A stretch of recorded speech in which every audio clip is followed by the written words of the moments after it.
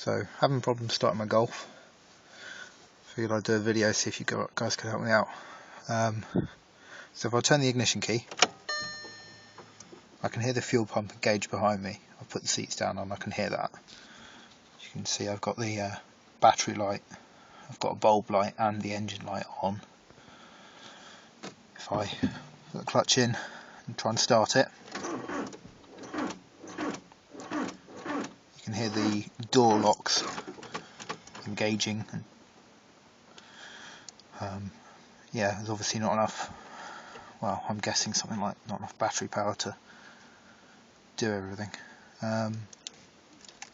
Doesn't start if I now turn the key off. Go around to the engine. Got a long beep coming from the back there. I haven't heard that before. That might be completely normal, but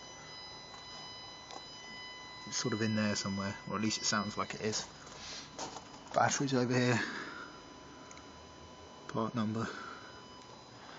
I have tried jump starting it, obviously that's why it's open like this, but that didn't help at all either. It may have given the battery a bit more juice for trying to turn over, but it still just wouldn't start. So that's where I'm at. Hopefully you guys can help me out with this, because I'm pretty stuck right now. Cheers. And that's yeah, now it's stopped, so thanks.